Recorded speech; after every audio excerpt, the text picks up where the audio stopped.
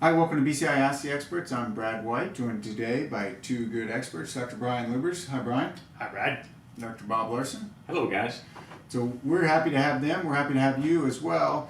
If you have questions for us on Ask the Experts, you can send them to bci@ksu.edu. And as we answer them, each of these guys will get up to 10 points for their answers. Today's question comes from a listener, and it's asking about the timing of castration. Should we castrate calves at birth, at branding or pasture turnout, say 60 to 80 days of age, or at weaning? Brian, I'm going to go to you first.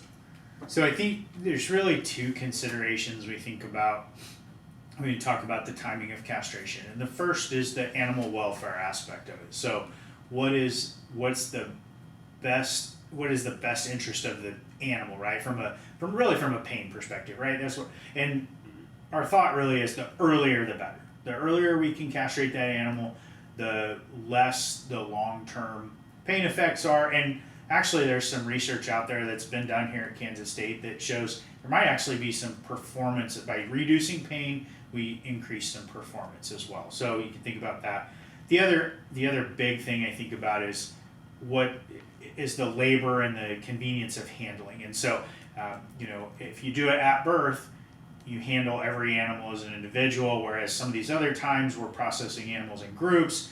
We have more labor available. It might be faster, easier to do it then. So I think the compromise between those two things is branding pasture turnout is kind of the optimal time to castrate beef calves. So your answer is branding.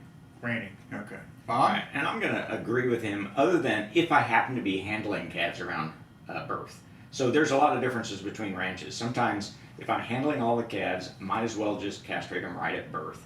But if we don't typically handle most of the calves, then I think you have to put it off really till a branding or pasture turnout time.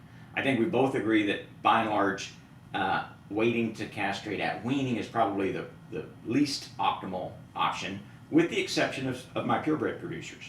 Because even though we've done some research before and there's not a lot of information at weaning for a purebred producer deciding whether to keep that bull or not, there is some information.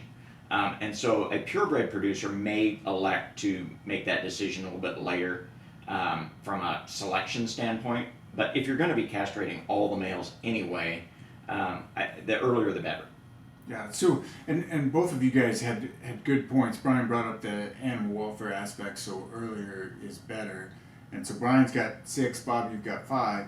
I want to dive further into, you kind of both mentioned performance. So castrating them early, it seems like maybe I'm going to have a decrease in performance by the time I get to weaning, and you kind of said that on the purebred side. Maybe that's what you were saying. Go ahead, Brian. What about the performance impacts? So from the research I've seen, the performance aspects actually are better if you castrate early. So there you have the pain, the insult, whatever causes that decrease in performance.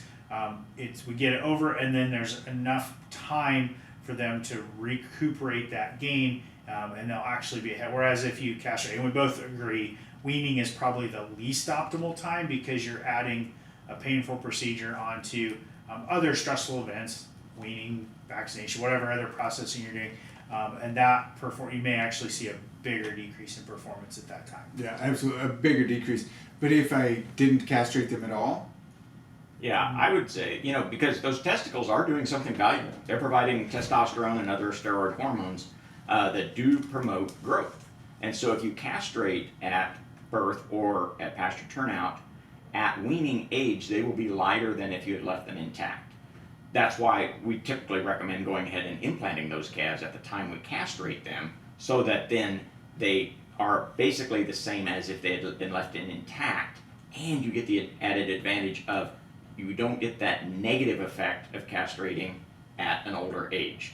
So if you implant the calf at the pasture turnout time, whether you castrated him then or castrated him at birth, I think you'll be ahead of where you would be if you waited to castrate him at weaning time. Absolutely, and you don't have that, and I think Brian's absolutely right. Talking about the big performance decrease that takes a lot longer to recover from in those calves at weaning. But you bring up a good point is I need to replace those hormones with something as they go forward. So hopefully this answers your question, and Brian ended up with 9, Bob ended up with 8. Thanks for joining us, and if you have any other questions, you can send them in at bci@ksu.edu.